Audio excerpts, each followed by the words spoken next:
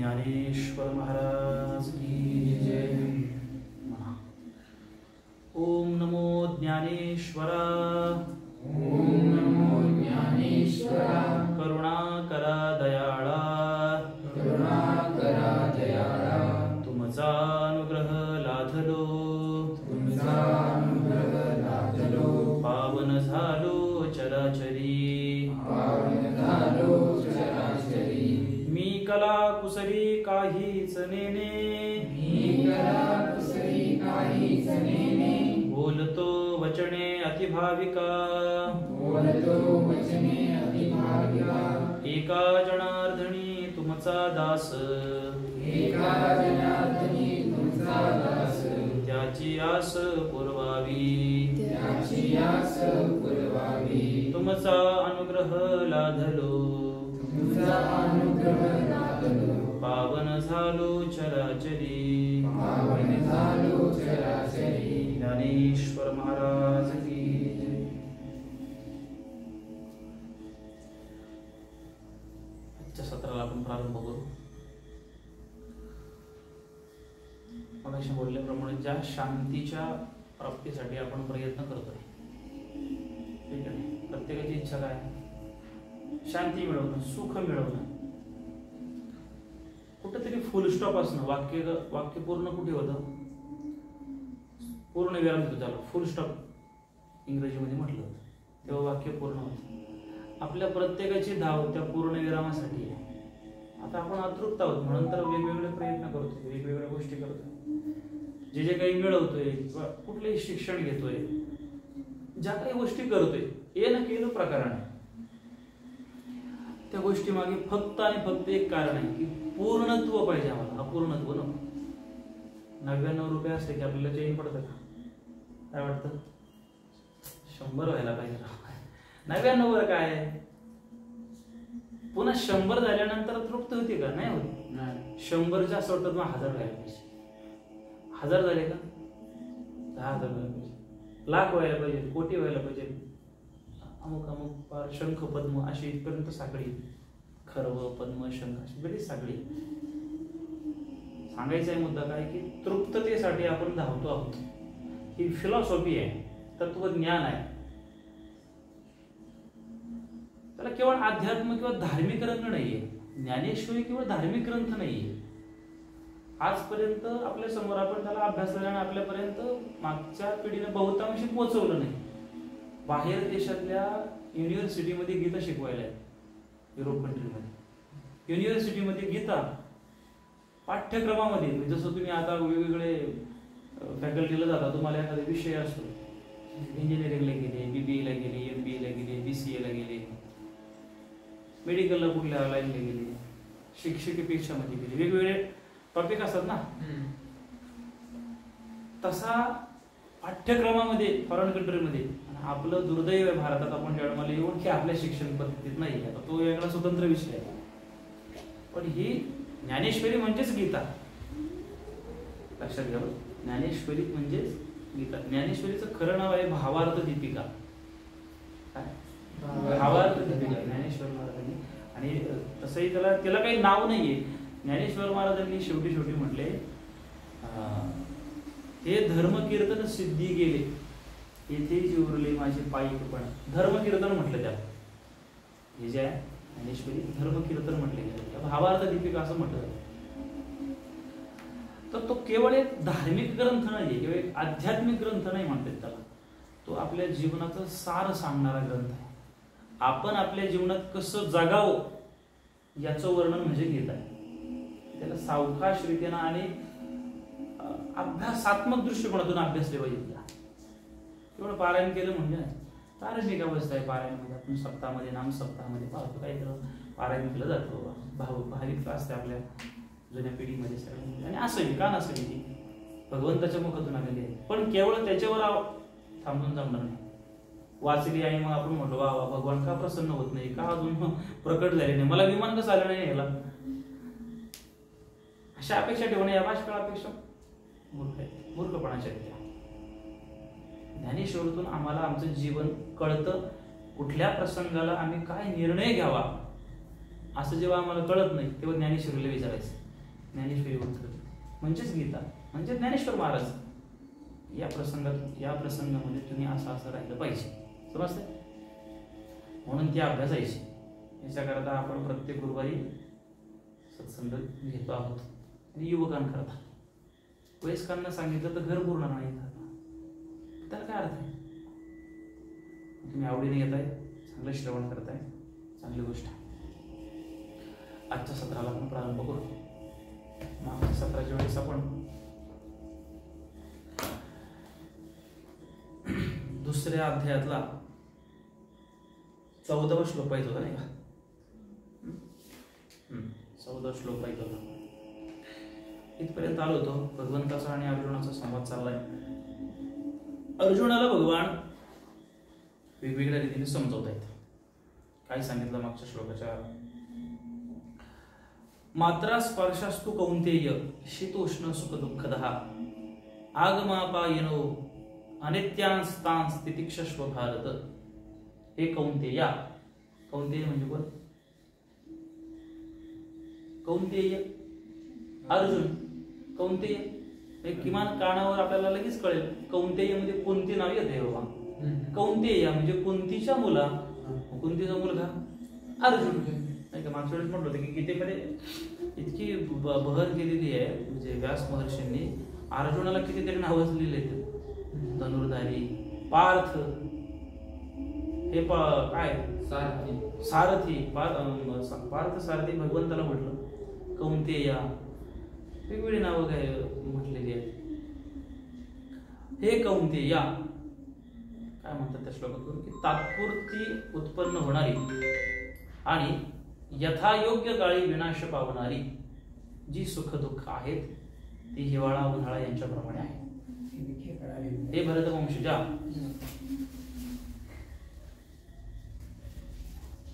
काय ते उचलून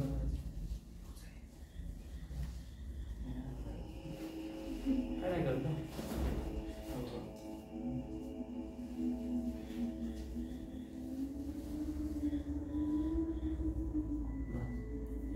आणि तो दरवाजा ओढून घे म्हणजे परत दुसऱ्या सत्संगाला येणार नाही. अजून आपल्याला बरं कुठे होतो? अर्जुनाची नाव वेगवेगळी नाव आहेत. त्या श्लोकाचा अर्थ आपण पाहतो. मी मुद्दाम म्हणून एकदम सायलेंट मध्ये बोलतो. आपल्याला काही असं रंगीत प्रवचन करायचं नाही. आपल्याला फिलॉसॉफी शोधायची, तत्वज्ञान शोधायचं. म्हणजे पूर्ण तासाभराच्या याच्यामध्ये एक मुद्दा जरी आपल्याला सखोलतेनं कळाला तरी तो तास सार्थकी झाला. याला किती दिवस लागेल तर लागू द्या. पण आपल्याला सावकाश रीतीनं एक एक मुद्दा समजून घ्यायचा. तात्पुरती उत्पन्न होणारी आणि यथायोग्य काळी विनाश पावणारी जी सुख दुःख आहेत ती हिवाळा उन्हाळा यांच्याप्रमाणे आहेत. समज हा एक पार्ट झाला. तात्पुरती उत्पन्न जी जी काही सुख दुःख आतापर्यंत आपल्या वाटेला आली ते कायम राहिली का? आता समजा एखादं दुःख आहे मनामध्ये, असं वाटतं की आपल्याला असं वाटतं की अरे कधी जाणार आहे, काही आयुष्य बरे का, पण तर राहणार आहे का? याच्या मागे आपल्याला काही गोष्टींचं सुख झालेलं आहे, याच्या मागे आपल्याला काही गोष्टींचं दुःख झालेलं आहे, पण त्यांच्याबद्दल आता काही वाटतं का? काही वाटत नाही. लहानपणी सायकल पंक्चर झाली तरी पण दुःख वाटायचं. आता त्याचं काय आहे का? ते त्या थकाळी झाले तर कोण गेलं. तसंच अगदी सामान्य जीवनाच्या टप्प्यावरती कुठलीही सुख दुःख येऊ, ती उन्हाळ्यानंतर पावसाळा येणारच आहे, पावसाळ्यानंतर हिवाळा येणारच आहे. हा ऋतुचक्र आहे. या रीतीने ही सुख दुःख जीवनामध्ये येतात. असं असल्यामुळे हे भरतवंशजा, अर्जुनाला परत काय म्हटलं आता? हे भरतवंशजा काय करायचं तर ती सुख दुःखे इंद्रियांना होणाऱ्या जाणीवेपासून निर्माण होतात. मागच्या वेळेस आपण खूप सखोल केलं घेतलं पाहिजे. पंचज्ञानेंद्रियांच्या माध्यमातून त्या विषयांचा त्याला भोग झाला की त्याला सुख वाटतं किंवा त्याच्यातून प्रतिकूल प्रतिसाद आला की दुःख वाटतं, असं आपण सगळं पाहिजे. त्या इंद्रियांना होणाऱ्या जाणीवेपासून निर्माण होतात काय? सुख आणि दुःख. म्हणून मनुष्यानं ती सहन करायला शिकली पाहिजे. असं आपण मागच्या वेळेस पाहिजे. वेगवेगळी ज्ञानेश्वरीचे बरेच पोहे आपण पाहिलेल्या होत्या. आजच्या सत्रात आपण त्याच्या पुढे जातो. म्हणजे मागच्या श्लोकाचा एक घोषवारा असा होता सगळ्या याच्यातून की आपल्याला काय मुद्दा टॉपिक आहे त्यातला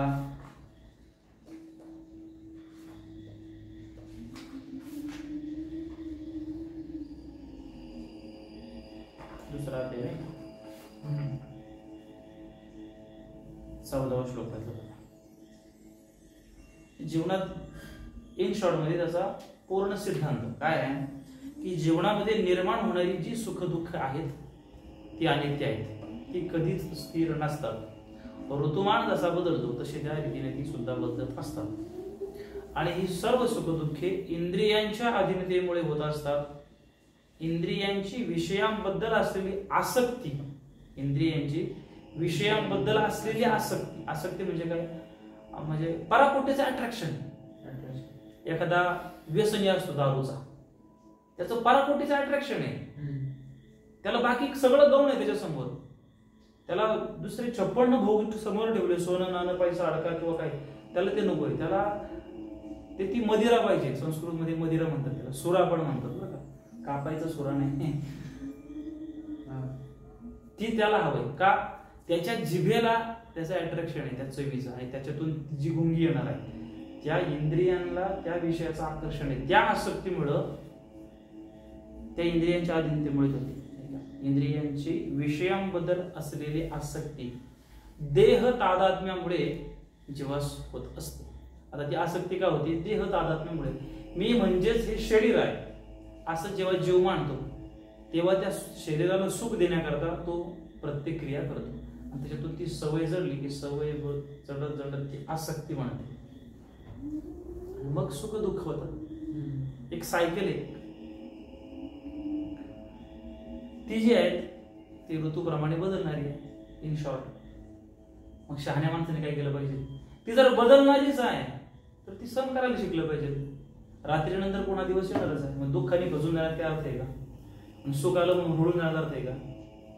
मागच्या वेळेस पाहिजे आपण मॅच जिंकलं म्हणलं की टीव्हीला हार घालायचा, पाकिस्तान हरवलं, फटाके वाजवायचे, आणि हारल्यावर एका बुक्कीत भरून टाकायचं. सुख पचवतार नाही, दुःखही पचवतार नाही. ज्ञानेश्वर महाराज आपल्याला सांगतात. पुढे एक श्लोक, एका श्लोकाच्या संदर्भात ज्ञानेश्वर महाराज म्हटलेले आहेत की सुखी संतोषा न यावे, दुःखी विषादा न भजावे, आणि लाभालाभ न धरावे म्हणा माझी. स्थिर बुद्धीचा माणूस कोणाला म्हटलं जातं, ज्याची बुद्धी सुखात पण स्थिर आहे आणि दुःखात पण स्थिर आहे. आपली गडबड काय होती, आपण सुखामध्ये असलो की आपल्याला भान राहत नाही, आणि दुःखामध्ये असल्यानंतर पण भान राहत नाही. त्या दोन्ही गोष्टीमध्ये स्थिर राहण्याची जी कला आहे ती कला आत्मसात करणं ही माणसाचं उद्दिष्ट आहे.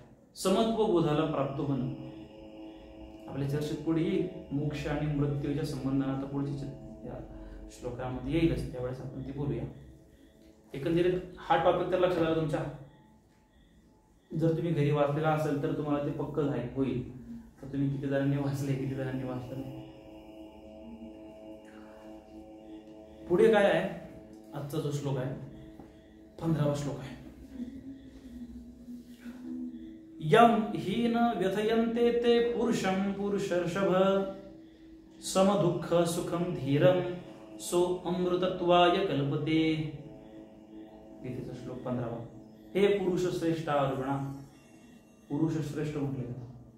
आता इथं पुरुष श्रेष्ठ म्हणताना स्त्रीलिंगी आणि पुल्लिंगी अशा संबंधाने नाहीये, त्याला एक पुरुष एक मेन म्हणून नाहीये. पुरुष हे स्त्री पुरुषांचं प्रतीक आहे, जीव म्हणून प्रतीक आहे त्या पृथ्वी तलावर, असं म्हटलं का, असं त्याचा अर्थ होतो. म्हणजे ते केवळ अर्जुनाला सांगितलं असं नाही, स्त्रियांना पण सांगितलं. त्यांच्या जीवनात पण तशाच रीतीच्या गोष्टी आहेत ना, त्यांना पण तोच विचार आहे. हे पुरुष श्रेष्ठ अर्जुना, जो मनुष्य सुख आणि दुःख यांनी विचलित होत नाही आणि दोन्ही अवस्थांमध्ये स्थिर असतो तो मोक्ष प्राप्तीसाठी निश्चित योग्य आहे. मागच्या वेळेमध्ये काय होतं की इंद्रियांना जे सुख दुःख होतंय ते जीवाला जे सुख दुःख वाटतंय ते इंद्रियांच्या आसक्तीमुळे वाटतंय. आता पुढच्या अजून पुढे जाऊन भगवान म्हणतात की त्या सुख दुःखांमध्ये विचलित व्हायचं नाही. जो विचलित होत नाही, जो स्थिर राहतो तो मोक्ष प्राप्तीसाठी योग्य आहे. म्हणजे सरळ सरळ या श्लोकातून काय होतंय की मोक्षाच्या प्राप्तीसाठी असलेली लक्षणं. MBBS ला ऍडमिशन घ्यायचं, अगोदर नीटची परीक्षा द्यायला लागते ना काहीतरी, बरोबर ना. DED ची परीक्षा द्यायची, अगोदर द्यावी लागते ना परीक्षा. त्याला काय म्हणतात, पात्रता चाचणी. अगदी मराठीमध्ये म्हणायचं म्हणलं त्याला काय पात्रता चाचणी. पोलीस भरती आहे, MPSC आहे, UPSC कुठली परीक्षा आहे, त्या परीक्षा काय घेतल्या जातात? तो त्या लायक आहे का, तो त्या पात्रतेचा आहे का? अहो एवढ्या मोठ्या त्या परीक्षा सोडून द्या. आता इंग्लिश मिडियमला पोरांना जरी घेऊन गेलं ना तर ते टीचर आईबापाची परीक्षा घेतात. त्याच्या आई वडिलांची कॅपॅसिटी आहे का बुद्धीची याला शिकवण्याची? ते मुलाचं सोडूनच द्या. म्हणजे कुठल्याही ट्रॅकला जाण्याकरता आपल्याला अगोदर पात्रता असली पाहिजे. जेव्हा आपण मोक्षाची कामना करतोय, मोक्ष म्हणजे काय हे पहिलं समजून घ्यावं लागेल, म्हणजे तर मग तुम्हाला पुढचा टॉपिक कळेल. तर या श्लोकावरती ज्ञानेश्वर महाराजांनी 2 ओव्या सांगितल्यात, त्या वाचतो आणि मग आपण याचं सखोल चिंतन करू. ज्ञानेश्वर महाराज म्हणतात, परत एकदा श्लोक ऐका पहिला. यम हि न व्यथयन्ते ते पुरुषं पुरुषर्षभ समदुःख सुखम धीरं सो अमृतत्वाय कल्पते. वाचन केलं पाहिजे, वाचन नाही केलं तर सगळं बोलाय. हे विषय जया ते ना कळीती तया सुख दुःखे दोन्ही न पवती आणि गर्भवासु संगती नाही तया तो नित्य रूप पार्था ओळखावा सर्वथा जो या इंद्रियार्था नागवेची. काय म्हणतात ज्ञानेश्वर महाराज? हे विषय जया ते ना कळीती तया सुख दुःखे दोन्ही न पवती आणि गर्भवासु संगती नाही तया. जो विषयांच्या वासनात्मक बंधनात सापडत नाही त्याला सुख दुःख दोन्ही होत नाहीत. विषयांचे जे वासनात्मक बंधन आहेत, वासनेच्या आधी जात नाही, तो त्या बंधनात जो सापडत नाही त्याला सुख आणि दुःख दोन्ही पण नाही. सुख आणि दुःख वासनेमुळेच होतात. वासना म्हणजे काय? एखादी गोष्ट हवी असणं किंवा एखादी गोष्ट नको असणं, इच्छा त्याला म्हणूया आपण. इच्छेच्या बंधनात सापडत नाही. असा जो आहे तो सुख आणि दुःख त्या दोन्हीला प्राप्त होत नाही. त्याला पुनर्जन्म चुकतात. तो इच्छेमध्ये अडकलाच नाही तर त्याला पुनर्जन्म मिळतच नाही. कारण जन्म घेणे लागे वासनेच्या संगे. आपल्याला जो जन्माची प्राप्ती होते जन्म मृत्यूमध्ये, याच्या मागे कारण काय? इच्छा. पुढे येईल श्लोकांमध्ये. मनुष्याला जन्म जो मिळतो, मनुष्याला म्हणत असताना जीवाला जन्म जो मिळतो तो वासनेच्या द्वारे. वासना म्हणजे काय? इच्छा. हे लक्षात घ्या. वासना हा इतका खालचा शब्द नाही की बाबा एका स्त्रीबद्दल पुरुषाला असलेलं आकर्षण किंवा पुरुषाबद्दल असलेलं स्त्रीला आकर्षण, इतका खालचा शब्द नाही येतो. आता मीडियामुळे तो गढूळ झाला. आपल्या शास्त्रोक्त याच्यानंतर वासना म्हणजे काय? इच्छा. मृत्यू समयी जी इच्छा असते तशी त्याला गती मिळते. पुढे पुढे येईल अजून पुढच्या मला वाटते 5-6 श्लोकानंतर तो श्लोक आहे. पण आता याला तिथं आलेलाच आहे. गर्भवासू नाही का, तो नित्य रूप पार्था, जो विषयांच्या मागे जात नाही, जो विषयांच्या आसक्तीमध्ये अडकत नाही, असा जो आहे तो कोण आहे? तो नित्य रूप पार्था ओळखावा सर्वथा. ज्याला गर्भवास प्राप्त होणार नाही मग तो नित्य रूप झाला. नित्य रूप म्हणजे कोण? आत्मस्वरूप. आत्मा हा कधी न बदलणार आहे, शाश्वत आहे, असं त्याला जाणावा. जो या इंद्रियार्था नागेवीची, तो या इंद्रियांच्या भोगाविषयी जाळ्यात सापडतच नाही. माशाला पकडायला जर जाळं टाकलं कोळ्याला, मासे पकडणार आहे. मासा जर त्या जाळ्यात अडकलंच नाही तर तो बंधनात अडकेल का? जाळं पडलेलं आहे पण मासा त्यात गेलेलं नाहीये, तो बसेल का? नाही बसणार. तो मोकळाच आहे ना, स्वतंत्र आहे. तसं आपण पण हा एक भवसागर म्हटलं, त्याला समुद्र म्हटले. याला जीवनाला भवसागर म्हटलं गेलं, समुद्र म्हटलं गेलं. या समुद्रामध्ये वेगवेगळ्या विषयांच्या स्वरूपांचं जाळं टाकलेलं आहे मायेनं. त्या विषयामध्ये जर आपण अडकलो मोहाने, बंधनात अडकणार. पुढे काय गती होती माशाची? येणं केलं प्रकारे पुढे जाते. मुद्दा हा आपला झालाय मोक्ष प्राप्तीसाठी तो प्राप्त होतो. मोक्ष प्राप्तीसाठी तो योग्य होतो. मोक्ष म्हणजे काय सांगू शकतो पण? मोक्ष कधी ऐकलाय शब्द? हा. मृत्यू म्हणजे काय? जीवनाचा शेवट म्हणजे मृत्यू. जन्माला आला, जन्म त्याचा ऑफ झाला, डेड झाला, आपला काय संपणं म्हणजे काय? मृत्यू. मोक्ष म्हणजे काय? मृत्यूमधनं मुक्त. जन्म आणि मृत्यूमधून ही जी साखळी आहे ना त्याच्यामधनं मुक्त. जन्माला यायचंच नाही पुन्हा. एकदा आता संपलं की आता पुन्हा मोक्ष मिळाला म्हणजे 84 लक्ष योनीमधून मुक्त. 84 लक्ष योनी तुम्ही पुन्हा जन्माला येणार एक प्रकारे. मग तो मोक्ष कधी मिळेल? मेल्यानंतर. आधी चांगले काम. इच्छा नाही सांगते तुम्ही सांग. ठीक आहे. म्हणजे थोडं कन्फ्युजन आपल्याला. मृत्यू आणि मोक्ष आपलं भ्रामक कल्पना काय आहे की मोक्ष हा मृत्यू नंतर होतो नाही का. आता चांगले जीवन जगले बा, चांगल्या रीतीने जीवन जगले, भक्ती मार्गी जीवन जगले, सदाचारी जीवन जगले आणि मग अशा माणसाचा मृत्यू झाला, अशा संताचा साधूचा मृत्यू झाला, मग त्याला मोक्षाची प्राप्ती झाली, त्याला आता परत जन्म नाही. अशी एक ढोबळ मानणारी कल्पना आहे आपल्याला. पण ऍक्च्युअली ती व्याख्या चुकीची आहे. मोक्ष हा जन्म आणि मृत्यूच्या संबंधाने नाहीये. मोक्ष हा इच्छेच्या संबंधाने आहे. ज्याची इच्छा संपली त्याला काहीच नको आता. Not hope of reply. त्याला कुठल्याच प्रतिसादाची अपेक्षा नाहीये. सुख आलं तरी तो समान आहे, दुःख आलं तरी समान आहे. त्याला म्हणजे त्याची व्यक्तिगत अशी काही आकांक्षा नाहीये, कांक्षा नाहीये त्याची काही. अशा अवस्थेला जो गेलाय तो मुक्त झाला. समजते? अशी अवस्था झालेली नाहीये आणि मरण आलं त्याला मोक्षाला, तो मोक्षाला जाईल का? पुन्हा जन्म येईल, पुन्हा ती साठली, असं म्हणायचं. तया गर्भवासू संगती नाही तया. कुणाला? हे विषय जया ते नाकळती, म्हणजे हे विषय ज्याला छळत नाहीत किंवा जो विषयांच्या मागे जात नाही. आणि तया सुख दुःखे दोन्ही न पवती. विषयांच्या मागे जात नाही, विषयात अडकत नाही, त्याच्यामुळे त्याला सुख दुःख मिळत नाही. आणि सुख दुःख मिळत नाही त्याच्या मनामध्ये वासना नसते, इच्छा नसते, म्हणून मग त्याला गर्भवासू संगती म्हणजे गर्भवासाचा संघ म्हणजे पुन्हा गर्भाला यावं लागत नाही. हा त्या ओळीचा अर्थ प्रत्येक सांगतो. मृत्यू आणि मोक्षामध्ये ते एकदम सुतासारखं अंतर आहे. बघा तुम्हाला पकडता अर्थ बघा बरं. इच्छा संपणे श्वास बाकी.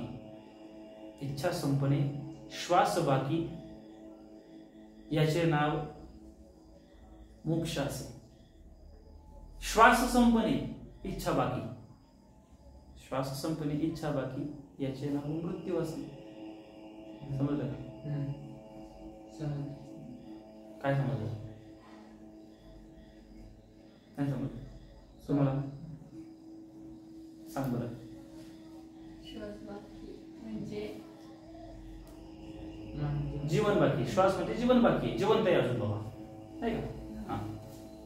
इच्छा म्हणजे आपली इच्छा झालेली का पूर्ण झालेली आपली इच्छा, मग आपण हे करू शकतो आपल्याला मोक्ष म्हणजे ते मोक्षाचं लक्षण. इच्छा संपली, ज्याला इच्छाच नाही आता इथून पुढे किंवा सगळं भेटलंय मला, आता काहीच इच्छा नाही माझी, तेव्हा मला मोक्ष भेटतो. आणि ज्यावेळेस माझी इच्छा आहे पण मला माझं जीवन संपले तेव्हा मृत्यू होणार. शाबास. याच्यामध्ये पण एक थोडी सूक्ष्मता अजून अशी की आता जसं तू म्हटलं की इच्छा आता काहीच इच्छा राहिली नाही, हे नैराश्याचं पण लक्षण असू शकतं. इच्छाच नाही बाबा मला अजिबात नकोच बाबा द्या, असं पण नाहीये मोक्षामध्ये. इथला जो अर्थ आहे बघा समजून घ्या. इथला जो अर्थ आहे तो जे आहे त्याच्या स्वीकारात. इथली इच्छा नसणं म्हणजे काय, जे मिळालं ते ओके नाही का. राजी है हम उसमें जिसमें तेरी रजा है. ठीक आहे. त्याच्या इच्छेमध्ये, भगवंताच्या इच्छेमध्ये ठेविले आनंदे तैसेची राहावे, चित्ती असू द्यावे समाधान. जो समत्व बोधाला प्राप्त झाला त्याचं नाव मोक्ष. आता हे शब्दांनी समजून घेतो, याचा अनुभव घ्यायला फार कठीण आहे. तसं म्हणजे बोलणाऱ्याला पण अनुभव नाहीये, शाब्दिक अनुभव आहे, शब्दाचा अर्थ माहिती आहे, परंतु त्याचा प्रत्यक्षात बोध होणं, ते प्रत्यक्षात आपल्या जीवनात येणं, याला फार सायास आणि फार भगवत कृपा लागेल. त्याच्याकरता उत्तम उपाय आहे ज्ञानेश्वरीचा सत्संग करणं आणि मुखानं हरिनाम करणं. नामस्मरणाशिवाय गत्यंतर नाही. आपल्या अखंड जीवनामध्ये अखंड भगवंताचं नामचिंतन करणं हा अत्यंत सोपा उपाय आहे. आपलं जीवन सदाचारी असणं, आपलं जीवन नीतिमूल्य धर्माधिष्ठित असणं आणि आपल्या मुखातून सतत भगवत नामचिंतन असणं, तर त्या गोष्टीची प्राप्ती होईल. वेगळा उपाय नाही. समजलं, इच्छेची संकल्पना मोक्षाची, की आता जीवन शिल्लक आहे, अजून शिल्लक, अजून काही मृत्यूला गेलेलो नाही, पण आता इच्छा नाही काही. आता तुम्ही म्हणजे निंदी कोणी मारी, बंदी कोणी पूजा करी, माझं हेही नाही तेही नाही, वेगळा दोही पासून. तुकोबारांची कोणी निंदा केली तरी आपल्याला म्हणले वा वा काय अश्विन, काय भारी पोरग आहे. अश्विनची पलक लगेच छाती लगे 1-2 इंच वाढते, हुरडून जातो तो. त्याला म्हणलं काय मूर्ख आहेस तू, कळत नाही तुला काय नाही, तुला मला नाव ठेवतो. स्तुती केल्यानंतर आपल्याला आनंद वाटतो आणि निंदा केल्यानंतर वाईट वाटतं. निंदा केली की आपण त्याला शत्रू म्हणतो. मागच्या मला वाटते सत्रामध्ये आपण चर्चा केली होती. स्तुती केली की आपण त्याला मित्र म्हणतो, आणि त्यांनी निंदा केली, आपली चाडी पुढे काही केली, आपली अवगुण सांगितली की आपण त्याला शत्रू म्हणतो. तुकाराम महाराज म्हणतात याच्या पलीकडे येणं, कोणी निंदा कोणी वंदा, मज सुहिताचा धंदा. या बोधावर येणं म्हणजे मोक्षाच्या कामणे करता येणं, आणि हाच तो मोक्ष आहे. ज्ञानेश्वर महाराज काय म्हणतात इथे की ही जी स्थिती आहे, ही जी पात्रता येणं, आपल्या अंगी येणं, ती कधी येईल तर जेव्हा तो सुख आणि दुःखाला समान बाळेल तेव्हा. सुख आणि दुःखाला समान मानेल तेव्हा. हे वाटतं तितकं सोपं नाहीये. आत्ता सत्संगामध्ये महाराजांनी कधी अपशब्द वापरला तर काय आपली सहन करण्याची शक्ती आहे, जरी आपण त्यांना आदराने पाहत असलो तरी. जरी आपल्या आई वडिलांनी आपल्याला एखादं कटू वाक्य बोललं तरी पण आपल्याला दुःख सहन होत नाही. आपण सुख आणि दुःख समान पातळीवर येण्याच्या गप्पा मारतो, किती अवघड आहे. समजतंय. आता काही किती घटना आपण पाहतो की निकाल तर अजून लागायचाच आहे, 10वी 12वी कॉलेजचा निकाल अजून लागायचा असेल, त्याच्या अगोदर सुसाईड करते. का तर मला मार्क कमी पडतील म्हणून, भीतीनच. म्हणजे त्याच्यातून अजून निर्णय तर लागायचाच आहे, चांगला किंवा वाईट, त्याच्या अगोदर डिप्रेशन मध्ये जाणार. इथं जेव्हा ज्ञानेश्वर महाराज म्हणतात सुख आणि दुःखाच्या समान पातळीवर जेव्हा तो येतो तेव्हा त्या गर्भवासू संगती नाही. आणि मोक्षाची कामना किंवा ही तत्वज्ञानाची फिलॉसॉफी फार दूर राहिली. त्याच्या अगोदर आम्हाला जीवनातल्या प्रॅक्टिकली मुद्द्यावरती द्यावं लागेल. समजते तुम्हाला मी काय म्हणतो? ह्या गोष्टींचा बारकाईने विचार करावा लागेल आपल्याला, तर ज्ञानेश्वरी समजेल. आणि ते या बारकाव्यापर्यंत येण्याकरताच आहे. त्यामुळं म्हणजे जीवनामध्ये तत्वज्ञान हे उभं राहतं की आपण ज्या क्षेत्रात आहोत किंवा जिथे आहोत तिथे आपण आपलं 100% देणं. 100% देणं म्हणजे काय? आपण तिथले आपले प्रयत्न 100% देणं, त्याच्यातून जे मिळेल मग ते आनंदाने स्वीकार करा. आपण आपल्या रीतीने 100% दिले ना, परीक्षा आहे किंवा कुठली कला आहे, येणं घेणं प्रकाराने जीवनातला कुठला निर्णय 100% आपण प्युरिटी देणं, शुद्धता देणं. मित्रत्वातले संबंध पण आहेत. मित्रत्वामध्ये पण प्रत्येक जण चांगला मित्र शोधण्याच्या प्रयत्नात आहे. पण कधी हा प्रश्न केलाय स्वतःला की आपण कुणाचे चांगले मित्र आहोत का? समजते. माझा चांगला मित्र कोण आहे, कोण मला चांगला मित्र मिळू शकेल, कोण चांगली मैत्री मिळू शकेल, त्याकरता आपण प्रयत्नशील आहोत. पण आपण स्वतःला कधी असा प्रश्न केलाय का की मी कुणाची किंवा मी कुणाचा चांगला मित्र आहे का? याचं उत्तर जसं त्याने शोधायचे. कठीण प्रश्न आहे हा. जितक्या पातळीवर आपण बोलतो तितक्या पातळीवर त्याच्या पुढच्या खूप संकल्पना आहेत. जेव्हा आपण ह्या चर्चा करतो तेव्हा आपल्या जीवनात या प्रॅक्टिकली या छोट्या छोट्या मुद्द्यांचा पण अनुभव घ्यावा लागेल. समजते तुम्हाला? हे विषय जया ते ना कळती, तया सुख दुःखे दोन्ही न पवती, आणि गर्भवासू संगती नाही तया. जो विषयाच्या वासनात्मक बंधनात सापडत नाही त्याला सुख दुःख दोन्ही होत नाही. विषय आपण मागच्या वेळी बघितले. पंच ज्ञानेंद्रियांचे पंच विषय, डोळे कान नाक जीभ त्वचा. ठीक आहे. डोळे कान नाक जीभ आणि त्वचा हे पंच ज्ञानेंद्रिय आहेत. या पंच ज्ञानेंद्रियांचे पंच विषय शब्द स्पर्श रूप रस गंध. शब्द हा कानाचा विषय, रूप हा डोळ्याचा विषय, गंध हा नाकाचा विषय, शब्द स्पर्श हा त्वचेचा विषय, रस गंध हा जिभेचा विषय. पंचविषय. त्या विषयांच्या बद्दलचं पराकोटीचं अट्रॅक्शन हे माणसाला बंधनात घालतं. अति सर्वत्र वर्जयेत असं संस्कृत मध्ये एक सूत्र आहे. अति सर्वत्र वर्जयेत. वर्जन म्हणजे काय? टाकून देणं. अति म्हणजे हाव, त्याला म्हणूया अति. प्रमाणापेक्षा अधिक मिळणं, प्रमाणापेक्षा अधिक मिळवण्याचे हाव, हे बंधनाला कारण आहे. भ्रष्टाचारी माणसं पाहतो. आता भ्रष्टाचार हा शब्द पण फार मोलाचा आहे. भ्रष्टाचार म्हणजे केवळ पैशाचा भ्रष्टाचार नाही. त्या भ्रष्टाचाराचा संधी जर केलं ना, संधी कळते, संधी साधू नाही, संधी दुसरीकरण, संधी विग्रह. भ्रष्टाचार कसा होईल? संधी विग्रह. भ्रष्ट अधिक आचार, भ्रष्ट अधिक आचार. भ्रष्ट म्हणजे काय?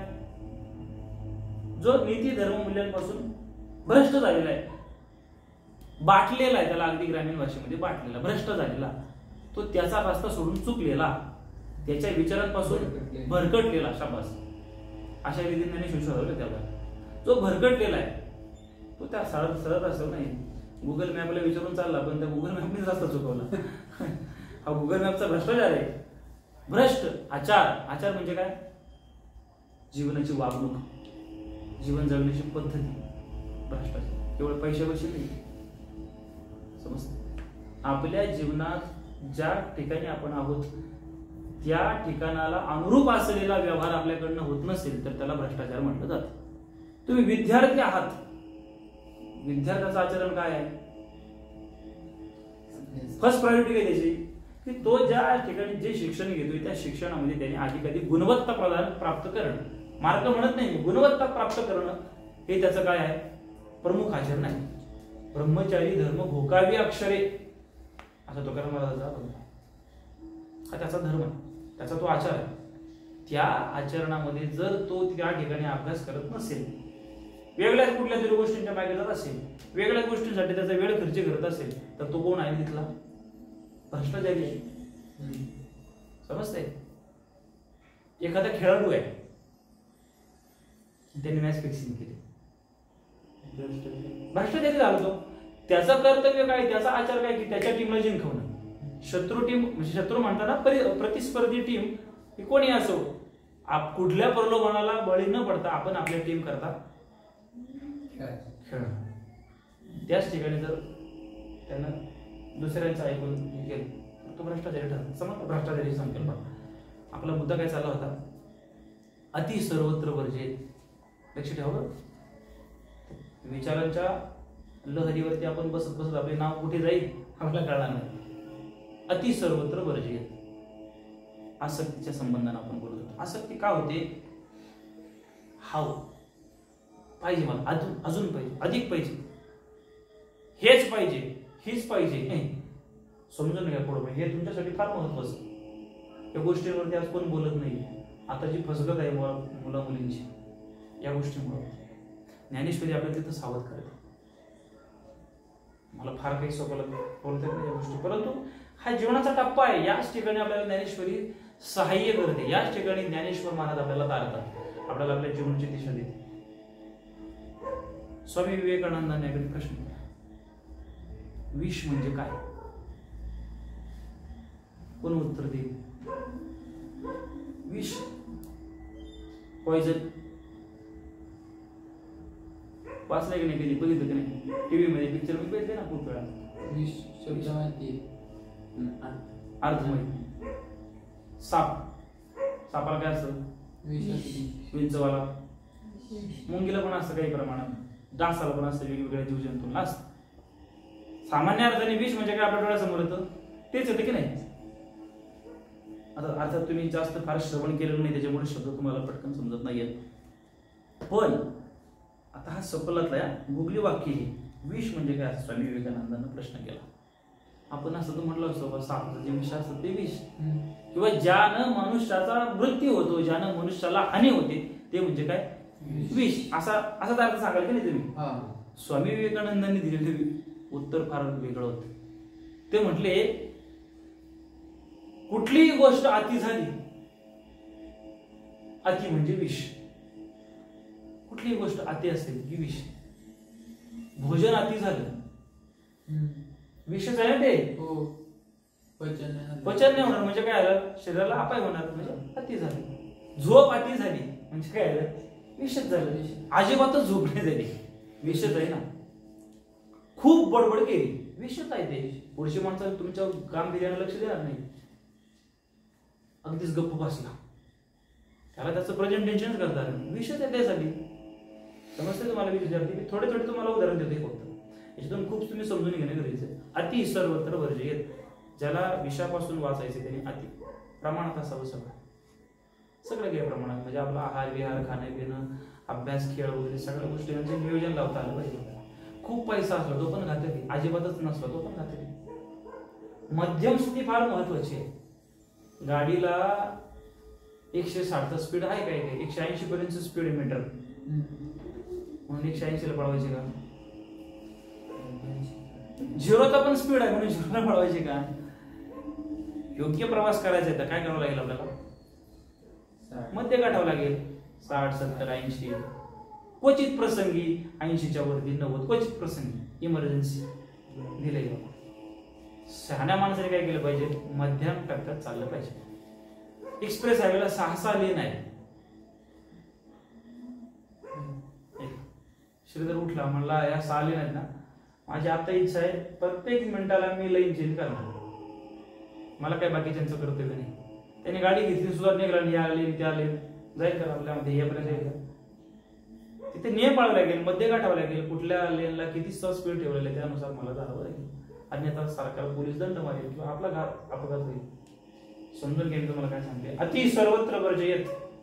अति टाळणं. ज्ञानेश्वर महाराज तर तेच सांगतात की हे विषयच आहे ते नाकळीती, तया सुख दुःखी दोन्ही न पवती आणि गर्भवासू संगती नाही तया. जो विषयाच्या वासनात्मक बंधनात सापडत नाही, समजला? एक वाक्य समजण्याकरता एवढं बोलावं लागलं. त्याला सुख दुःख दोन्ही होत नाही. जो कसा त्यात सापडणारच नाही त्याला सुख दुःख कसं झालं? त्याला पुनर्जन्म चुकतात.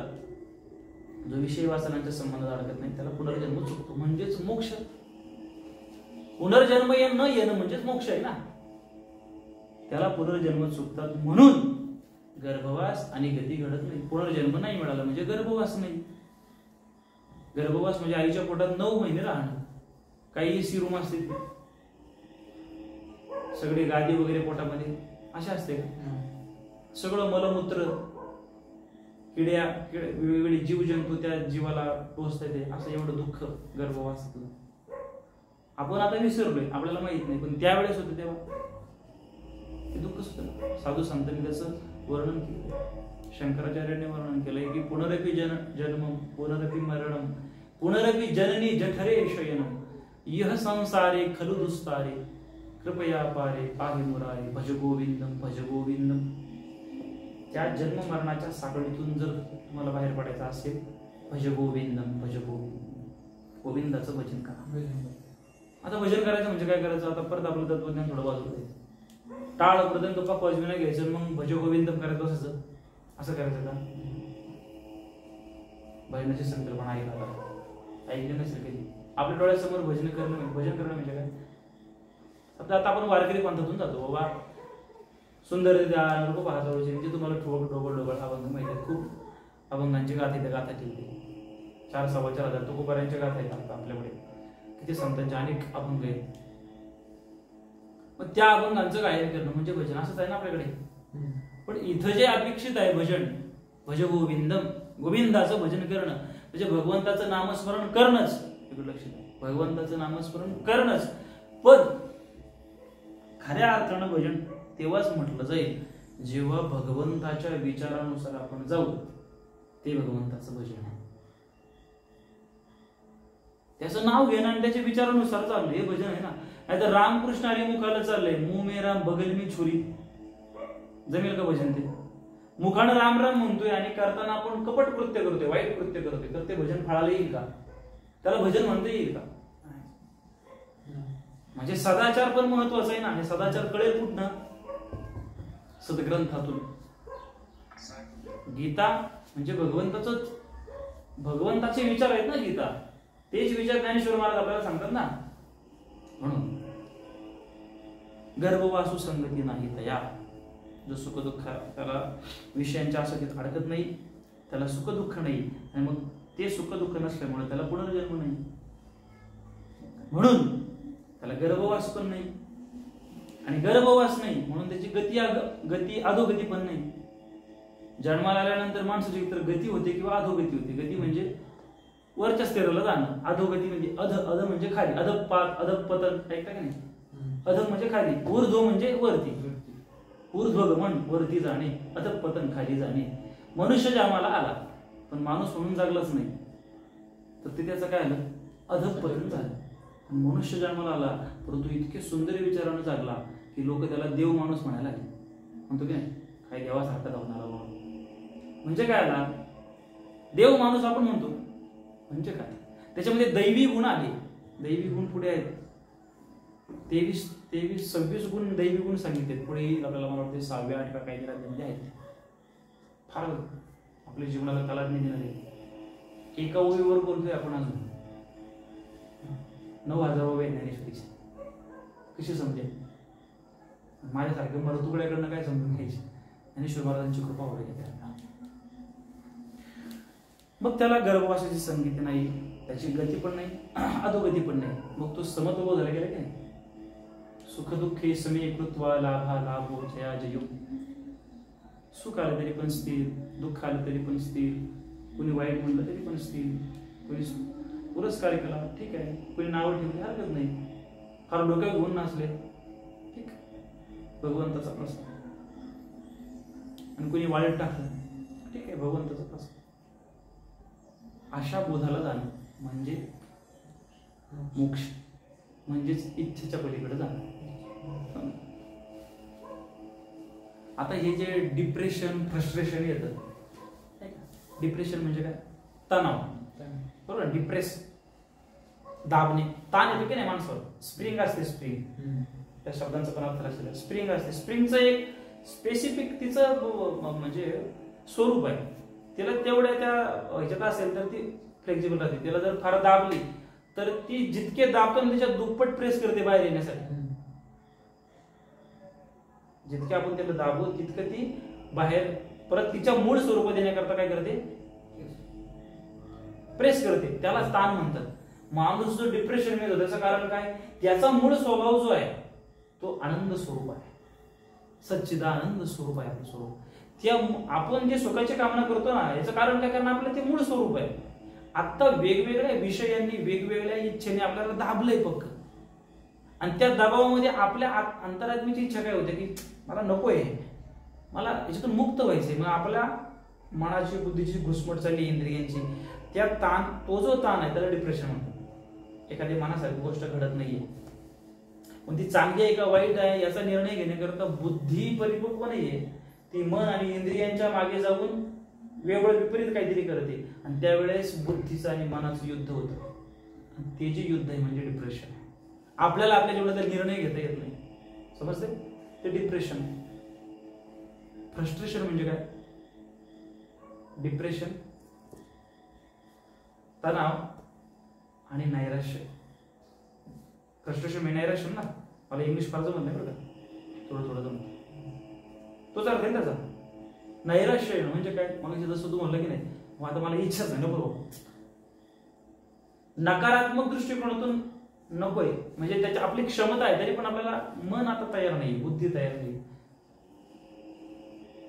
ते का होतंय? त्याचं कारण आसक्ती, त्याचं कारण इंद्रिय लोलुपता, त्याचं कारण विषयांची पराकोटीचं अट्रॅक्शन. याच्या पलीकडे येण्याकरता यम ही नव्यतयन्ते पुरुषम पुरुषर्षभ सम दुःख सुखम धीरम सो अमृतत्वाय कल्पते. तो अमृत म्हणजे मोक्ष मार्गापर्यंत जाण्याकरता पात्र ठरतो. कोण? तो सुख आणि दुःखामध्ये समान त्याची बुद्धी स्थिर होते. आपल्या जीवनामध्ये जेव्हा जेव्हा निर्णय घेण्याचा समस्या येते कुठलाही, त्यावेळेस आपण आपल्या बुद्धीचं ऐकायचं. बुद्धीचं हे जे आपण आता टीव्हीला, पिक्चरला किंवा वेगवेगळ्या सिनेमांमध्ये पाहतो, तो मनुष्याचा घात आहे. आपण नेहमी आपल्या बुद्धीचं ऐकत असतो. बुद्धी ही नेहमी निश्चयात्मक असते, स्थिर असते बुद्धी. मन अस्थिर असतं, मन कधी स्थिर नसतं. आता मगाशी आपण सुरुवातीला मेडिटेशन केलं. स्वतःच्या मनाला विचारा, मला सांगू नका. आता सगळे कोणी सांगणार नाही की मला काय काय आलं, भूत आलं का वेगवेगळं कुठलं चित्र आलं. चांगले विचार आले की वाईट आले विचार आले, सगळेच सांगण्याची आवश्यकता नाही, पण आपण आपल्या मनाचा आढावा घेतला पाहिजे. होतं का मन स्थिर, भरकटत होतं ना, किती अगदी 2-3 मिनिटं आपण मेडिटेशन करण्याचा प्रयत्न केला, पण आलं का जागेवर? शक्य नाही. भल्या भल्याला घुसवलं त्याने. मन नेहमी अस्थिर असतं, निर्णय पण घेताना मन अस्थिर असतं. म्हणून बुद्धीचं ऐकायचं, स्थिर बुद्धी असली पाहिजे. बुद्धी नेहमी स्थिर असते. बुद्धी नेहमी आपल्याला सकारात्मक विवेकपूर्वक विचार देते, आणि त्या बुद्धीला सुदृढ करण्याकरता विचार महत्वाचे. मागच्या सत्रामध्ये बोललो होतो मी, आपल्या जीवनामध्ये सत्संग का आवश्यक आहे, तर बुद्धीला विचार पुरवण्यासाठी. थोडं कंटाळवाणं वाटतं, पण ते आवश्यक आहे. चला पुढे. किती वाजले? 7:45 जी वेळ आहे. समजलं? हे विषय जयते ना कळीती तया सुख दुःखे दोन्ही न पवती, आणि गर्भवासु संगती नाही तया. तो नित्य रूप पार्था ओळखावा सर्वथा, जो या इंद्रिय अर्थ नागवीची. असा जो आहे किंवा जो या इंद्रियांच्या भोगाविषयीच्या जाळ्यात सापडत नाही, इंद्रियांच्या भोगाविषयीच्या जाळ्यात सापडत नाही, तो पार्था पूर्णपणे ब्रह्मरूप झाला असे समज. ज्याची याचा दुसरा अर्थ काय होतो, ज्याची इंद्रिय त्याच्या ताब्यात आली, तो पूर्ण झाला गेला ना. आपल्याला जे पाहायचंय तेच पाहण्याकरता डोळ्यांना लावणं म्हणजे आपण, पण आपल्याला पाहिजे नाही, पण डोळे म्हणतात हे मला पाहिजे, तिकडे जातो. समजलं? ते एक उदाहरण दिलं जायचं जुन्या कीर्तनकारांकडून, आता मला स्पष्ट आठवत नाही, म्हणजे असं होतं की एका झाडाला फळं लागली होती, आंब्याची बाग होती. आंबे पाहिले कोणी? पाहण्याचं काम कोण करत? डोळ्यांनी पाहिजे. डोळ्यांनी पाहिजे. आंबे पाहिल्यानंतर खाण्याची इच्छा झाली. इच्छा कोणाला झाली? जिभेला. जिभेला इच्छा झाली ना. पाहिलं कोणी? डोळ्यांनी. इच्छा कोणाला झाली? जिभेला. आता जिभेला इच्छा झाली, जिभेने सांगितलं, आता गेलं पाहिजे, मनाला सांगितलं गेलं पाहिजे, खायचं म्हणल्यानंतर गेलं पाहिजे. तिथपर्यंत गेलं कोण? पाय. आता खायचे म्हणले तोडलं तर पाहिजे ना. तोडले कोणी? हाताने. घेतला आंबा, तोडला. आता खायचे तोंडाने खायचे, तोंडात टाकला, दाताने त्याला चावला, तोडला, आणि असा तोंडात काय आनंद आहे, परमानंद आहे पिकलेला आंबा. असा 1-2 घास खातो न खातो तेवढ्यात बागेचा माळी आला, आणि तो येताना एकटा नाही आला, असं भरी मोठी काठी घेऊन आला. एक रापाटा त्याने पाठीत मारला. काय कर? पाठीत मारला. शिक्षा कोणाला झाली? वेदना कोणाला झाली? पाठीला मारली, पण वेदना जीवाला झाली ना. पाठीला लागले, वेदना कोणाला झाली? जीवाला झाली. कोणामुळे झाली? जीवाला म्हणजे आपल्या स्वरूपाला, आत्मस्वरूपाला. कोणामुळे झाली? जीवाला वेदना झाली. कोणामुळे? डोळे म्हणजे काय? इंद्रिय ना. इंद्रियांमुळे झाली. म्हणजे डोळे म्हणजे इंद्रिय. सायकल कळली तुम्हाला सोपं समजण्याकरता. पाहितलं डोळ्यांनी, खाण्याची इच्छा झाली, जिभेला. कुठलीच गोष्ट होत नाही. सरळ कुठलीच गोष्ट होत नाही असं. म्हणजे आपल्याला जी प्राप्ती होते त्याच्यामागे साखळी ही आहे इंद्रियांची. या तत्वज्ञानानुसार तो जो बोलतोय तो टॉपिक वेगळा घेईल जरा, की सरळ जी होती कुठली गोष्ट होत नाही, त्याच्यामागे वेगवेगळे कारण मीमांसा असते, असा त्याचा अर्थ हे करू. कारण मीमांसा कळतं ना, की का भाय हे घडलं, पण भाय कशामुळे घडलं असं तुला म्हणायचं. पण इथे जे मी सांगतोय त्याची चर्चा आपली अशी झालेली आहे की जीवाला म्हणजे आपल्याला जे सुख दुःख होतंय त्याला कारण कोण आहे? इंद्रिय आहेत. त्यांच्या कमांड असले पाहिजे. आपण त्यांच्या कमांड मध्ये नकोय. आता आपली फसगत काय की आपण इंद्रियांच्या ताब्यामध्ये. आपल्याला कळतं की जास्त वेळ मोबाईल बघणं योग्य नाही, वाटतं की नाही? कंट्रोल होतंय का? एक रील बघितली का पुढची होते की नाही? कोणाच तरी मेसेज आलाय म्हणून बाबा आता ज्ञानेश्वरी सत्संग ग्रुपवरती मेसेज आलाय, महाराजांनी टाकलाय का नाही बघूया कोणाचा मेसेज आलाय. तो मेसेज पाहण्यासाठी आपण व्हॉट्सअप ओपन केलं, पण खरंच सांगा तेवढाच मेसेज बघून आपण मोड घेऊन देतो का? काय होतं पुढे? डायरेक्ट लेफ्ट साईडला. That's the point. आपण त्याच्या आधी गेलो. तो आपल्या कंट्रोलमध्ये नाहीये, आपण त्याच्या कंट्रोलमध्ये आहे. मोबाईलच्या कंट्रोलमध्ये आपण गेलेलो आहोत, तो आपल्या कंट्रोलमध्ये नाहीये. तसं त्याचं काही सामर्थ्य आहे? फक्त मोबाईलचं उदाहरण घ्या, अशा सगळ्या गोष्टी जोडून घ्या. तो तर एक निर्जीव वस्तू आहे, पण त्याचं सामर्थ्य काय? तरी पण आपल्याला अडकून ठेवलं. याचं कारण काय? आपली इंद्रिय. आपल्याला जे ऐकायचंय, जे पाहायचंय, जे खायचंय, त्याची कमांड आपल्याकडे नाही, ते जिभेकडे आहे. कोणा म्हणाल महाराष्ट्र मी तिकडे येतात काळ्या पिशवीकडे. ऍक्च्युअली खूप चर्चा केली. इंद्रियांच्या अधीन नको जायला आपल्याला आपली कमांड पाहिजे की मला काय खायचंय. त्यावेळेस जिभेचं मनाचं नाही ऐकायचं, त्यावेळेस बुद्धीचं ऐकायचं की मला खाणं योग्य आहे का, या वेळेला हे मला खाणं योग्य आहे का. समजतंय? ज्ञानेश्वरी. तो नित्य रूप पार्था ओळखावा सर्वथा, जो इंद्रियार्था नागवेची. काय? की जो आपल्या इंद्रियांच्या भोगाविषयीच्या जाळ्यात सापडत नाही, तो मोक्ष प्राप्तीसाठी निश्चित योग्य आहे, किंवा तो पूर्णपणे ब्रह्मस्वरूप झाला असं म्हणावं. जे संत चरित्र आपण पाहतो, काय आहे ते त्यांनी इंद्रियांवरती विजय मिळवलाय. लक्षात येते? समर्थ रामदासांचं जर आपण सगळं वाङ्मय पाहिलं तर सगळ्यात जास्त करून मनाला बोध केलाय. मना सज्जना भक्ती पंथेसी जावी, तरी काय? तरी श्री पावी जे तो स्वभावे. भक्ती पंथाने गेलं तर श्री हरी आपल्याला हे म्हणा तिकडे सर म्हणा वासना वाईट सोडून दे रे, असं काहीतरी आहे ना. वाईट वासना सोडून द्या, चांगल्या जरा मनाला विनंती करतात का? आपण त्यांच्या ताब्यात आहे, त्यांना हळूहळू आपल्या मनात ताब्यात केलं पाहिजे. तुकाराम महाराजांचं एक अभंग आहे नाही का, घेई घेई माझे वाचे गोड नाम विठोबाचे, डोळे तुम्ही घ्या रे सुख पहा विठोबाचे मुख, तुम्ही ऐका रे कान माझ्या विठोबाचे गुण, म्हणा तेथे धाव घेई राही विठोबाचे पायी. तुकाराम महाराजांचा किती गमत त्याच्यामध्ये बघा. आपण ह्या मुद्द्यावर बोलतोय की जो या इंद्रियार्था नागेवेची, जो इंद्रियांच्या विषय वासनेच्या आसक्तीमध्ये अडकत नाही, तो मोकळा आहे. आपल्याला बंधन यांच्यामुळे आहे, आपण यांच्या या सगळ्या पंच ज्ञानेंद्रियांच्या आसक्तीमध्ये आहे. समजतंय मी का? तुकाराम महाराजांनी जी संत चरित्र झाली ती त्याच्या पलीकडे गेली. या इंद्रियांच्या वरती त्यांनी आधिपत्य गाजवलं, म्हणून ते संत पदाला पोहोचले. आपल्यासारखीच माणसं आहेत ती, आपल्यासारखीच माणसं आहेत, पण प्रयत्नानं नर करणी करे सो नरका नारायण म्हणतात. काय म्हणतात? हे वाणी वाचा म्हणजे काय? आपलं बोलणे वाणी शक्तीची. तिला विनंती करतो तुकाराम महाराज, घेई माझे वाचे गोड नाम विठोबाचे. हे वाणी, हे तोंडा, हे मुखा, हे जिभे, हे असं त्याचा अर्थ की भगवंताचं गोड नाम घे, असं तुकाराम महाराज आपल्या जिभेला विनंती करतात. याचाच अर्थ काय की त्यांची जीभ अगोदर वेगळं काहीतरी म्हणत होती, म्हणून तर त्यांनी त्याला विनंती केली ना. त्यांचा अनुभव आपल्याला यावा म्हणून संत वाङ्मय वाचायचं.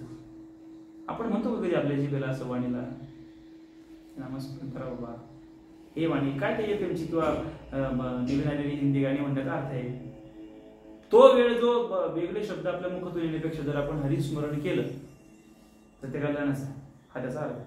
इंद्रियांच्या अधीन जायचं नाही आपल्याला, आपल्या अधीनतेमध्ये इंद्रिय ठेवायचे. डोळे तुम्ही घ्या रे सुख पहा विठोबाचे मुख. डोळ्यांना विनंती करतात, तुम्हाला पाहायचंच झालं ना तर पांडुरंगाचं रूप पहा, भगवंताचं रूप पहा, असं तुकाराम महाराज म्हणतात.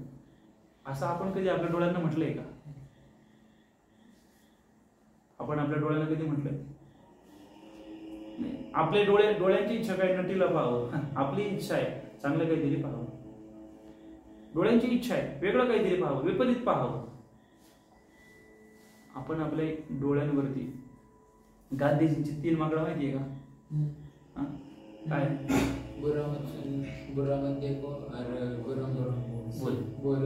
बुरा मत बोलो, पहिलं बुरा मत देखो, बुरा मत सुनो और बुरा मत बोलो. अशी गांधीजींची 3 मागणं होती, अशी सांगितलं. 3 मागणं म्हणजे काय? तर तो संदेश आहे आपल्याला. वाईट बघू नये, वाईट ऐकू नये, वाईट बोलू नये, म्हणजेच काय, आपल्या इंद्रियांवरती आपण आपला कंट्रोल ठेवणं, काय पाहायचं हे आपल्याला असलं पाहिजे. त्यांनी आपल्याला उडीत नाही नेलं पाहिजे. फार वेळा विस्तारित करू शकत नाही मी, पण तुम्ही तितके जाणते आहात की मला कुठल्या टॉपिकवर बोलायचं. तारुण्यामध्ये ब्रह्मचर्याचं पालन असणं गरजेचं आहे. ऊर्जा शक्ती जीवनातली ती आपल्याला एका विशिष्ट पातळीपर्यंत घेऊन जाऊ शकते. दुर्भाग्याने या विषयाची चर्चा तरुण मंडळींपर्यंत होत नाही. त्याला काही सामाजिक बंधन आहेत, त्याला काही मर्यादा आहेत, परंतु कुठेतरी चर्चा होणं गरजेची आहे, स्पष्टपणे होणं गरजेचे आहे. तरच आत्ताचा तरुण टिकला जाईल, अन्यथा त्या बदलापूर सारख्या घटना घडतील. ते अत्यंत सावधगिरीने राहणं गरजेचं आहे. आपण आपल्या नीतिमूल्यांचं रक्षण करणं, आपण आपल्या मर्यादेनं राहणं हे आपलं कर्तव्य आहे. विषय वासना भरकटून नेतीलच, आपला कंट्रोल असला पाहिजे. त्याच्याकरता सत्संग असणं आवश्यक आहे. कुठे त्याची सद्विचारी माणसाच्या संगतात असणं गरजेचं आहे. संतांच्या विचाराशिवाय आपल्याला आधार नाही. ही काळ्या दगडावली पांढरी रेघ लक्षात ठेवा. या जगात आपलं कल्याण करतील तर केवळ संत, दुसरं कोणीच करू शकत नाही. दुसरं कोणी नाही. तेची माझे हित करीती सकळ, जेणे हा गोपाळ कृपा करी. तुकाराम महाराज म्हणतात ते संत आहेत. संताची ये पायी हा माझा विश्वास, सर्व भावी हरदास त्यांचं. त्यात उत्पन्न जात नाही. फिलॉसॉफीकडे येतो की जो या इंद्रिय अर्थांना आलेलीची विषय वासनाच्या आसक्तीत जात नाही. तुकाराम महाराज डोळ्याला सांगतात पांडुरंगाचं रूप पहा. कानांना सांगतात ऐकायचं झालं तर पांडुरंगाचे गुण आहेत. पण जेव्हा मनाकडे येतात तेव्हा मनाला काय सांगतात, मना तेथे धाव घेई आणि जाऊन परत येई का नाही, राहे विठोबाचे पायी. मनाला म्हणतात तिथंच राहा, तिथून बाजूला हटू नको. मन इतकं बलवत्तर आहे, त्याला सांगून सांगून किती सांगितलं तरी पण ते, त्या बहिणाबाईंची कविता नाही का, मन वढाई वढाई उभ्या पिकात लढवर, किती हाकल परी येतं पिकावर. ओढाळ गाय माहितीये, गाय काय माहित नाही, गाय काऊ माहिती ना. ओढाळ असते, ओढाळ म्हणजे काय की मोकट जनावर असतं, त्याला किती केलं तरी ते परत जातं. म्हणजे एखाद्या शेतातले त्याला तर त्या धान्याची किंवा त्या रोपांची चव लागली ना, त्याला किती हाना त्या गाईला किंवा त्या जनावराला, ते परत तिथंच येतं. त्याला ओढाळ म्हणतात. मन म्हणजे ओढाळ गाय. किती हाकल किती त्याला हाकलली तरी पण ते परत तिथंच जातं खायला. तसं मन आहे, मन ओढाळ आहे. त्याला किती चांगलं तुम्ही सांगा तिकडच जातं, परत विषय वासनांकडे जातं. तेव्हा तुकाराम महाराज म्हणतात की याला स्थिर करण्याकरता काय मनाचा एक स्वभाव आहे की ते नेहमी चंचल असतं. किती वाजे मला सांगा, फार चांगला टॉपिक आपल्या पुढे. आता 10 मिनिटं आहेत ना, बोर झाले तुम्हाला थांबण्या करता. काय बोलत होता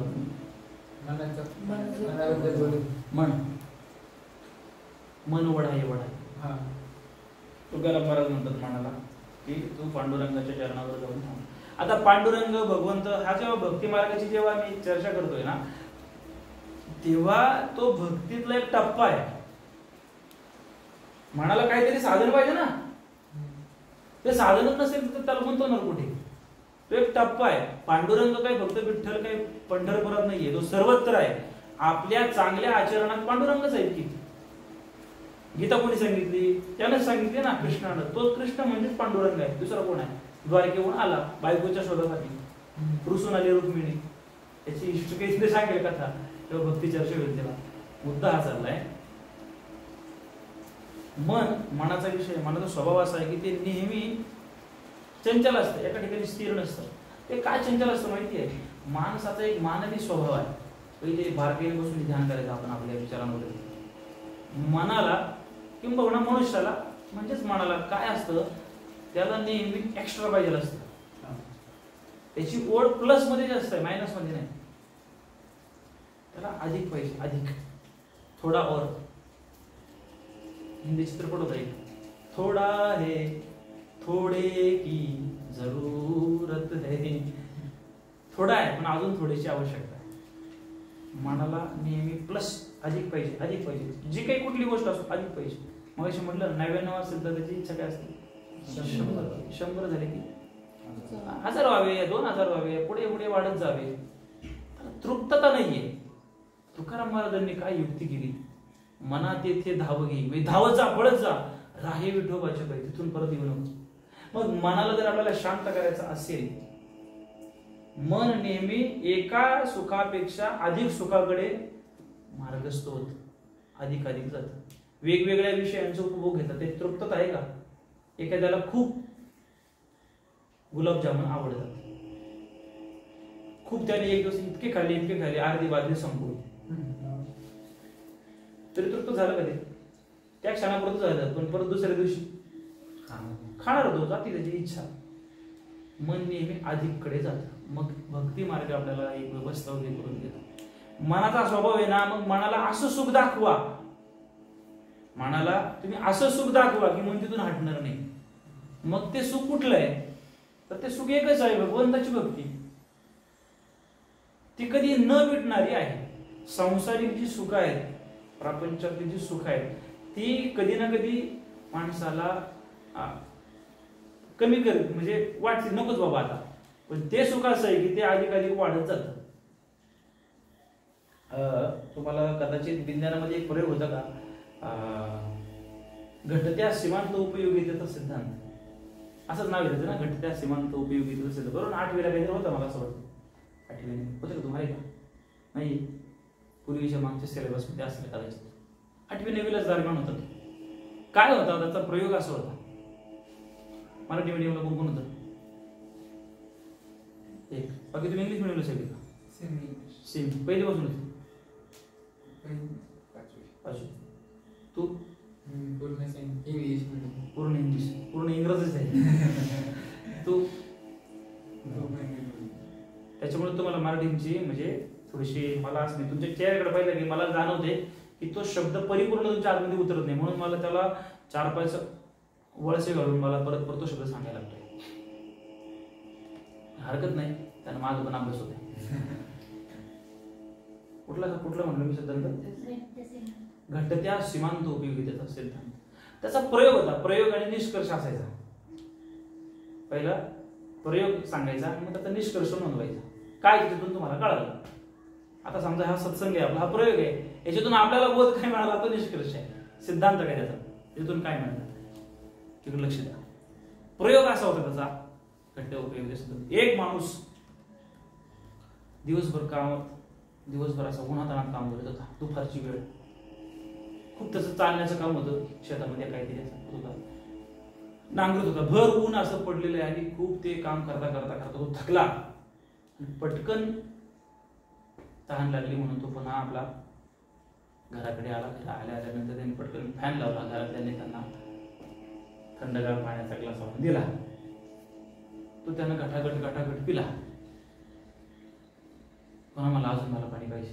पुन्हा घरच्याने अजून एक ग्लास दिला. तो घटाघट पिला. मला अजून एक ग्लास पाहिजे. ग्लास पाण्याचा होता हे लक्षात ठेवा पाहिजे. मी ग्लास वेगळा काहीतरी आणला. असं त्यांनी 3 ग्लास पिले, 4 पिले. प्रयोग संपला. निष्कर्ष असा नोंदवला त्या प्रयोगकारानं. त्यानं सांगितलं की उन्हात आल्यानंतर पाणी पिल्यानंतर काय होईल? त्याला सुख होईल का दुःख होईल? सुख वाटेल, समाधान वाटेल. थंड पाणी पिलं, उन्हात आलं नाही. ते निष्कर्ष प्रयोगात असं लिहिलं. पण मग त्या सुखाची वारंवारता वाढत गेली का घटत गेली? समजतंय तुम्हाला? पहिला ग्लास त्यानं पाण्यात पिला, पाण्याचा घटत गेली. पहिला ग्लास पिल्यानंतर जे सुख झालं, ते सुख दुसरा ग्लास पिल्यानंतर झालं का? नाही. काय झालं? ते सुख कमी झालं. तिसऱ्यांदा जेव्हा पिलं तेव्हा कमी झालं. चौथ्यांदा जेव्हा पिलं तेव्हा अजून कमी झालं. घटत्या सिद्धांत उपयोगी सिद्धांत तिथं पण लागू करायचं आपल्या सुखाच्या बाबतीत. असं आहे, सांसारिक सुख आहे ना, तुम्हाला ते कमी करतं. मग ती रुची मन काय करतं? तिथून दुसरीकडे हटतं, वेगळं. म्हणजे एक मॅगी आहे, साधं उदाहरण, नुसती उकडून पण खाऊ शकतो, पण त्याचा फार चव लागेल का? दुसऱ्या वेळेस आपण काय वेगळं काहीतरी फ्राय करून कोण घ्या, त्यात वेगळं त्याचं काय हरवं काय वाटाणे टाकूया, त्यात अजून काय काय वेगळं टाकूया, चीज वगैरे टाकूया, वेगळं काहीतरी करूया. म्हणून तर एवढे व्यंजन निर्माण झाली. व्यंजन म्हणजे कळतात ना? व्यंजन म्हणजे पदार्थ. षड्रसाचं अन्न आपण त्या दिवशी ऐकलं होतं नवीन. घटत असे म्हणतो की संसारातली जी सुख आहेत, जी दुःख आहेत, ती सगळी कशी आहेत? कमी करणारी आहेत. केवळ भक्तीतलं सुख असं आहे की ते नेहमी वृद्धभर होतात, वाढत जात. कंटाळा येत नाही त्यात. पण त्यावेळेस पण बुद्धी स्थिर पाहिजे. जर त्यावेळेस बुद्धी स्थिर नसेल, आपलं मन चित्त एकाग्र नसेल, तर ती भक्ती ठरत नाही. मग तो व्यभिचार ठरेल, दंभ ठरेल. तो प्रेमाचं लक्षण आहे. प्रतिक्षणम वर्धनम, प्रेम नेहमी वाढत जातं. प्रेम फारच मोठी संकल्पना आहे, फार पवित्र शब्द आहे. आता त्याला वाईट करून टाकला मीडियाने. फार पवित्रता आहे. भगवंताच्या बद्दल पराकोटीचं असलेलं जे समर्पण आहे ते समर्पित झालं तर आपलं त्या भक्तीतली रुची वाढत जाते. आणि असं मन जे आहे ते भगवंताच्या भक्तीत अडकलं, भगवंताकडे गेले, विषयातून सुटून तिथे गेलं, त्याला सुख दुःख आहे का? तो निर्मुक्त झाला ना. म्हणून तुकाराम महाराज म्हणतात, मना तेथे धाव घेई राहे विठोबाचे पायी. आता तिथे गेला तिथून परत माघारी येऊ नको. आता पांडुरंगाचे चरण बघितले ना, तिथून परत माघारी येऊ नकोस. अशा अवस्थेला जो जातो, जो या इंद्रियार्था नागवेची, ज्याला नागवणे म्हणजे काय, त्याला त्रास देणे, झळणे असा त्याचा अर्थ होतो. जो इंद्रियांच्या पलीकडे गेला त्याला आता इंद्रिय त्रास देणार नाहीयेत, अशा बोधाला जो गेलेला आहे तो मोक्ष प्राप्तीसाठी योग्य आहे, किंबहुना तोच ब्रह्मस्वरूप झालेला आहे. असा या श्लोकाचा उभेचा अर्थ आहे. फार सखोल पाहिजे आपण या दोन ओव्यांना.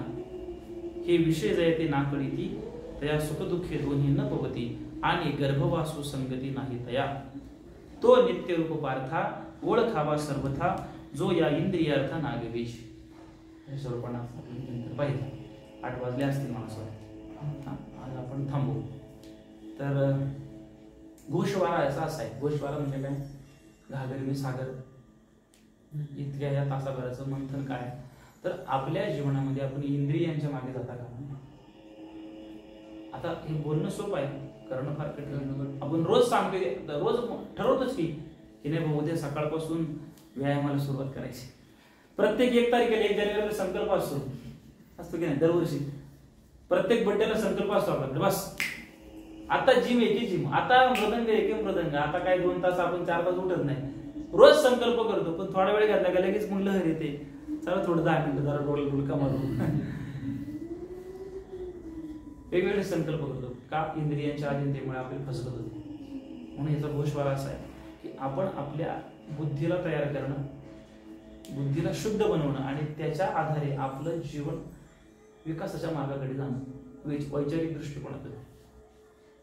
अशा रीतीचा गोषवारा आहे. म्हणून जेव्हा आपण सुख आणि दुःख याला समान मानू, आपल्या जीवनातील जी सुख दुःख आहेत ती अगदी नॉर्मल आहे, काही दुःख नाही. आपण त्या मागच्या वेळेस मला पाहिजे विचार करायचा कधी पण. माणसाचा स्वभाव आहे ना कम्पॅरेटिव्ह आहे, तुलनेनं जीवन जगतो माणूस नेहमी. कालचं आजचं उद्याचं असं कम्पेअर करतो. काल कसं होतं, आज कसं चालू, तुलना करतो. ज्या वेळेला बसला तरी कोण नाही का नवीन लग्न झालेला असतो, तो एक त्याची बायको जेवण बनवते, नवरे तुझ्या काय जेवण बनवलं होतं, कालचं किती भारी होतं, आता कसलं झालंय. काय केलं त्याने, कालच्या आणि आजच्या जेवणामध्ये तुलना केली. हा स्वभाव प्रत्येक ठिकाणी आहे. काल चांगला क्रिकेट खेळला, आज कसं काय दुसऱ्या रन आउट झालं, तुलना करतो की नाही.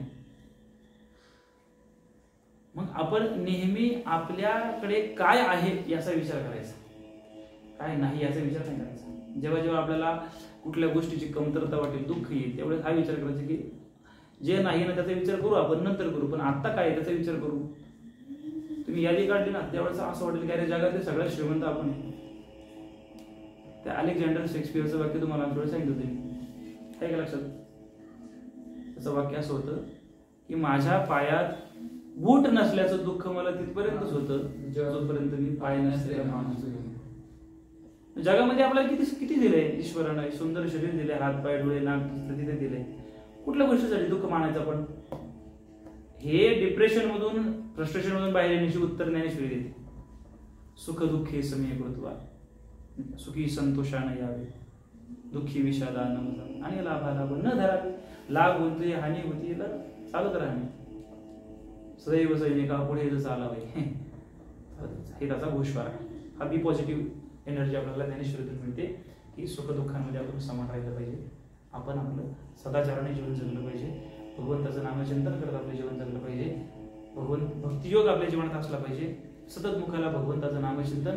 आपल्याला ज्या भूमिकेत आपण आहोत तिथलं एकदम शुद्धाचरणानं आपण आपलं कर्म करणं हा सगळ्याचा गोष्टवाडा आहे. याच ठिकाणी येऊन सगळं थांबूया. काही प्रश्न कोणाला? काहीच प्रश्न नाही. निरुद्वंद्व निशंक विचारत आपण सुखानंद हृदय स्थिरावला अशी अवस्था आहे सगळ्यांच्या, नाही का? खरं सांगा ज्ञानेश्वरी कोणी वाचतो? खोटं? 1 2 3 तुम्ही थोडी एक पान वाचायचं रोज. आजपासून संकल्प करा. शुभ दिवस आज. आता आजचे 2च ओवे आहेत किंवा त्या तरी घेत गेल्यानंतर तुम्हाला ज्ञानेश्वरी आपण उपलब्ध करू आहे. बघतो आता बॅगमध्ये आहे का देतो. तर आता आपण थांबूया. पुन्हा 2 मिनिटं जरा आपण नामसंकीर्तन करू. थोडं 1 मिनिटाचं ध्यान करू आणि मग आपण 5-6 जणांना करू.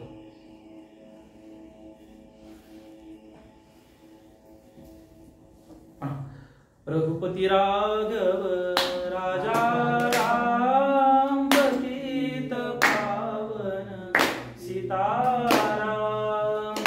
रघुपती राघव राजा राम पतित पावन सीताराम. देवाचं नामस्मरण करत लावायचं नसतं. गाणी म्हणताना लावतो का आपण?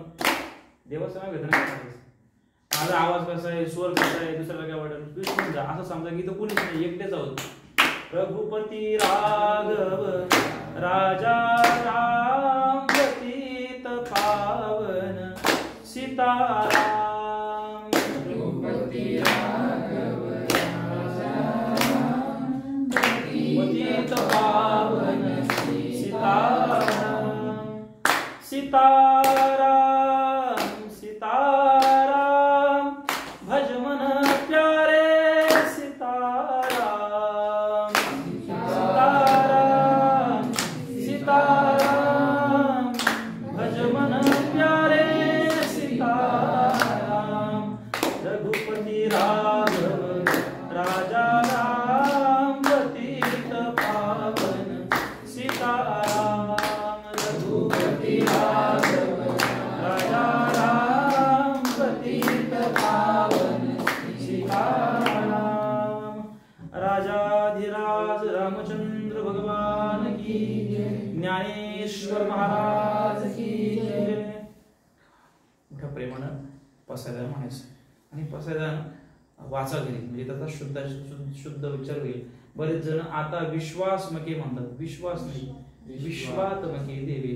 सकळ मंडळी म्हणतात. सकळ मंडळी नाही, सकळ मंगळी. असे बरेच काही काही शब्द आहेत. तर शुद्ध म्हणायचा प्रयत्न करायचा. आता विश्वात्मके देवे येणे वाक्यज्ञ कोशावे. कोशोनी मज द्यावे पसायदानही. जे खडांची व्यंकटी सांडो तया सत्कर्म रगी वाढो. भूता परस्परे पडो मैत्र जीवांचे. दुरितांचे तिमिर जावो विश्वस्वधर्म सूर्य पाहो. जो जे वांछिल तो ते लाहो प्राणी जात. वर्षक सकळ मंगळी ईश्वर निष्ठांची मांदियाळी. अनवरत भूमंडळी भेटतया दुता. चला कल्पतरुंचे यादव चेतना चिंतामणीचे गाव. बोलते जे अर्णव पियुषांचे. चंद्रमेजे अलांछन मार्तंडजे तापहीन. ते सर्वाही सदा सज्जन स्वरे होतु. किंबहुना सर्वसुखी पूर्ण होऊन विलोके. भजिजो आदि कृती अखंडित. हा निरंतोपजीविये विशेष योगिये. दृष्टा दृष्ट विजय होवावेजी. हेत म्हणे श्री विश्वेश्वरावो. हा होईल दान कसावो. येणे वरे ज्ञान देवो सुखिया झाला. येणे वरे ज्ञान देवो सुखिया झाला. येणे वरे ज्ञान देवो सुखिया. हरि ओम शांती शांती. श्री ज्ञानेश्वर महाराज